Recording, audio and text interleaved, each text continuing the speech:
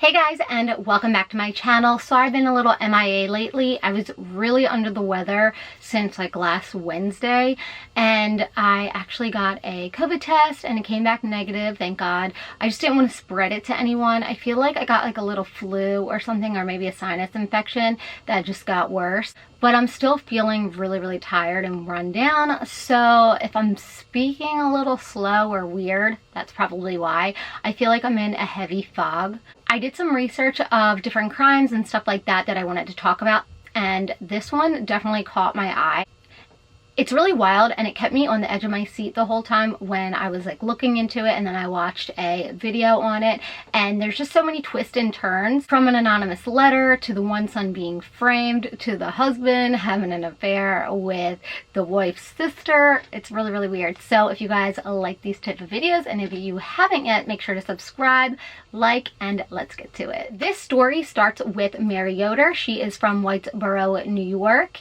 And her husband own a chiropractor business in New York, and they were actually married for 38 years and had 3 kids together: Adam, Liana, and Tamron. Now, Mary had a huge garden. She loved gardening, and she loved having all her own herbs, and she was very healthy. She liked taking different vitamins, things like that. On July 20th, 2015, it was a typical day. She woke up that morning and she ate her breakfast with her husband, and then she went to work, and she got there a little bit before 8 a.m. and there was already some patients in the waiting room, and her receptionist was there as well, which her name is Kaitlyn Conley. And she had worked there since 2012, and she became a friend of the family. The people who worked with her said that she was like really nice, really bubbly, gentle spirit, helpful. And she had also briefly dated her son Adam for an amount of time. So Mary was reportedly fine all morning, and then around lunchtime she left to go visit her mother, who was 93 at the time, and she had just moved in with her sister Sally. So Mary wanted to go make sure that her mom and sister were settled in and doing okay, and then she returned to the office somewhere between 1 and 1:30, and when she got there she started not feeling well. Nausea, vomiting, abdominal pain, and she was really hurting. So when she got home around 6:30, she spent the rest of her night like in the bathroom, throwing up, going diarrhea, really sick. She ended up sleeping in the living room that night because there was like a bathroom attached to it, so it was easier for her to get to. And then at 6:30 in the morning the next day, her husband William noticed that she was even more pale. She looked even worse than she looked the night before, and that she looked really drained and exhausted. So that's when he ended up calling his daughter Anna, and she's actually a doctor, and she said that she needs to get to a hospital. 9:30 a.m. is when Mary and her husband arrived at the hospital, and they started taking lots of tests, blood work, things like that, typical what you would do if you go to the hospital and you're not sure what's wrong. And they did this throughout the day, and so they still couldn't really figure out what was going on with her, what was wrong with her. And she started to seem stable, but the hospital didn't want to let her leave until they really figured out what was going on. And her husband ended up going home to spend the night, and he was going to come back in the morning to see her. So the next morning, Mary's still in the hospital and William's at home. At 5:30 a.m., he hears a bang at his door. He comes running downstairs, and he got downstairs to open the door. It was 2 state troopers that were there. And then they told him that the hospital was trying to get a hold of him because Mary's condition had deteriorated and she was doing really bad, and that she's now in the ICU.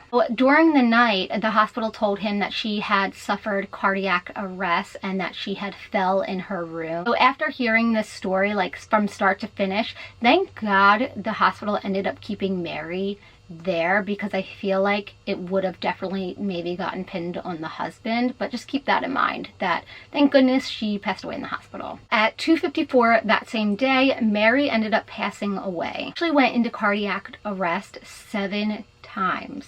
That's so sad. So it seems like she suffered for like 2 days straight. That's horrible. It took a few months to determine the results of the autopsy, and what they found is really sad because now it shows why she suffered. Whoever did this to her definitely wanted her to die like a slow, painful death. The medical examiner's office determined that Mary died as a result of colchicine toxicity. I definitely did not say that right. Haters, don't come for me. I already know. Don't need to be told again. So it comes from a plant known as autumn crocus and is a highly toxic substance in pill form. It is commonly used as a treatment for gout, but if a person ingests a lethal dose, death is normally the outcome as the toxin is quickly absorbed into the body. As the toxin continues to be absorbed into the body, the major organs start to shut down one by one. It can cause repeated cardiac arrest and normally results in death.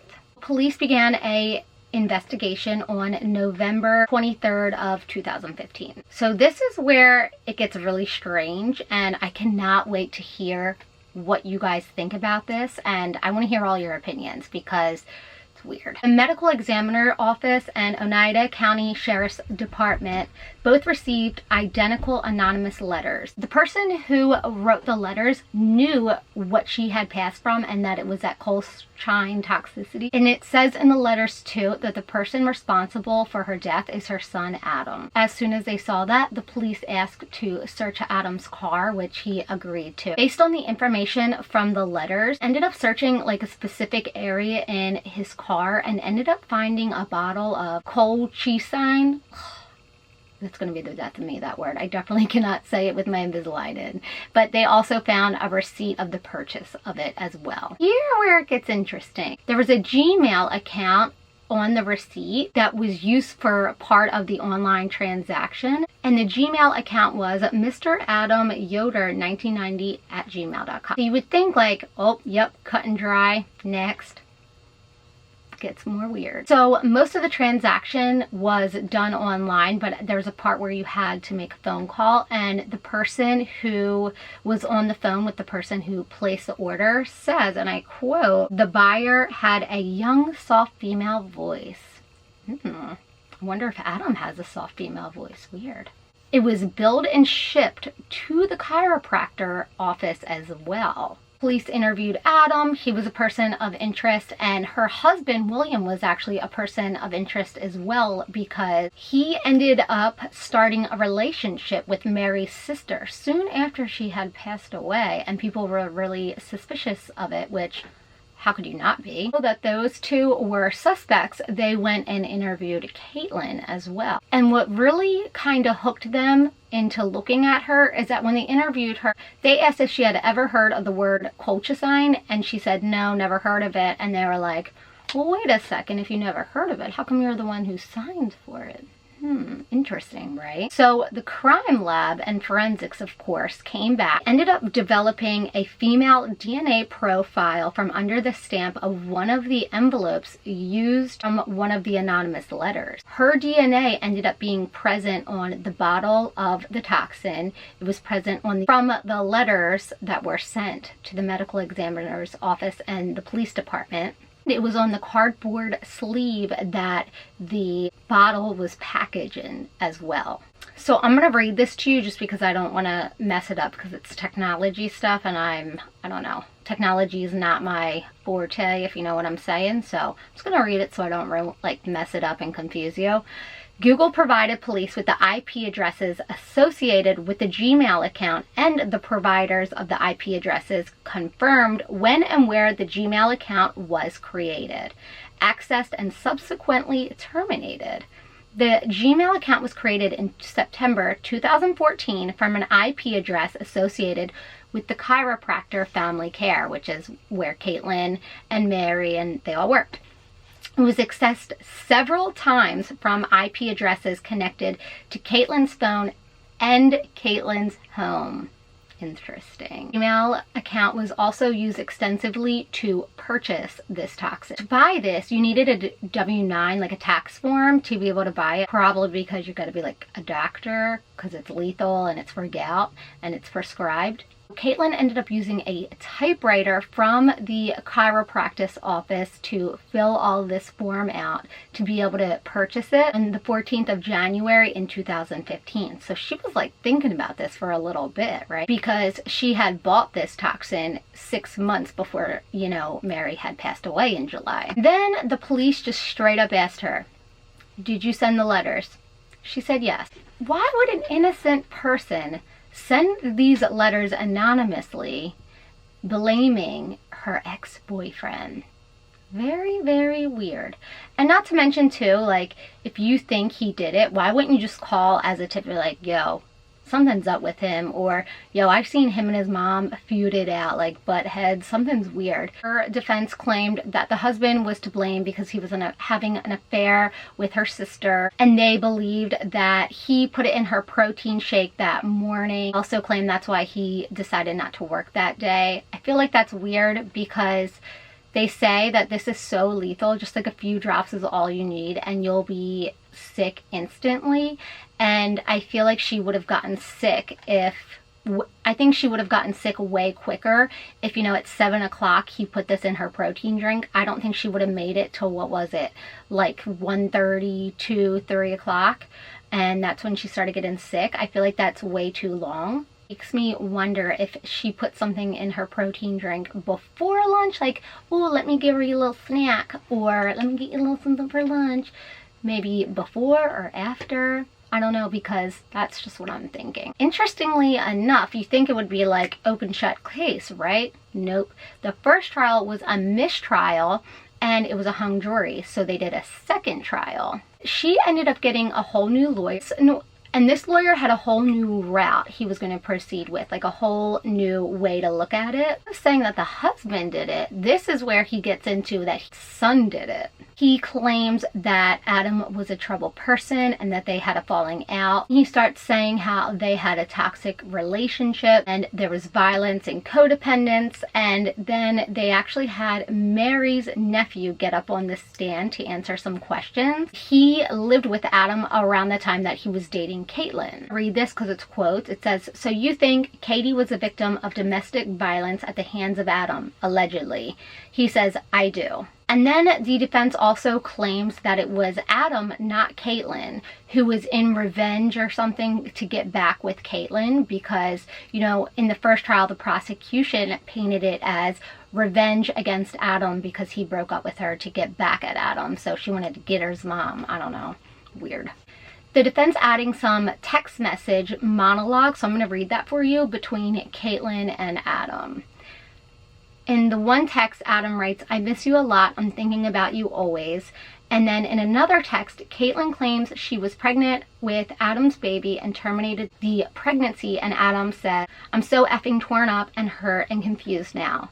Kaitlyn writes, "I didn't want to do that alone and you didn't want to be there." Adam texts back, "You wouldn't have been effing alone. I'm not a piece of shit. That decision should have been made by two people either way." And that's when the nephew also says he intended to marry Kaitlyn at one point. But either way, that's got nothing to do with the mom. I don't really understand the defense's point. Like, how would him hurting his mom have any sort of revenge on Kaitlyn? Like, that, so that whole system doesn't really make sense to me or add up to me. You know what I mean? Like, that whole pregnancy and violence and stuff was between the two of them.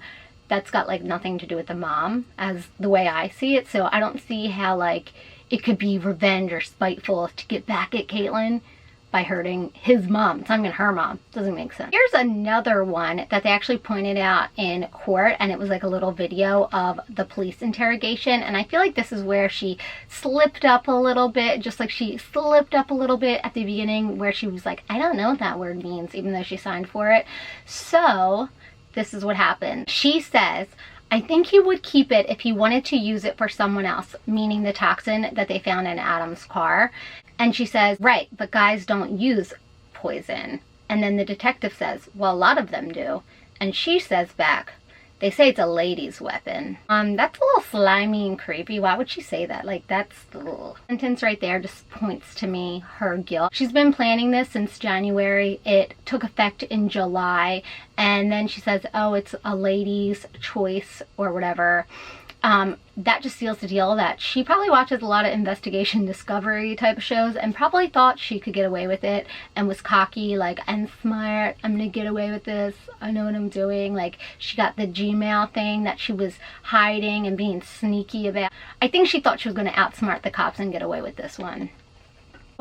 At the second trial, at the end, the jury came out and said that they couldn't come to a verdict, and the judge ended up telling them to keep deliberating. Did end up keep deliberating, and they found her guilty of the lesser charge of first-degree manslaughter, which puts her at 23 years in prison. But I just hope she's never on the streets, because she's one sick individual. I truly believe she planned this, she plotted it, she was cocky, she was confident, she thought she was smarter than police, but she wasn't. And I honestly feel like she was one of those people that thought, I can get away with anything. She was probably one of those kids that got her way every single time as a child and never got told no. That's just my assumption. I hope you guys like this video. I did reach out to the winner of my giveaway, but don't worry, I'm gonna have some more, so make sure you like, subscribe, like my Instagram, and keep a lookout for my next giveaway. I can't wait. I love you guys so much, and I'll see you soon. Bye.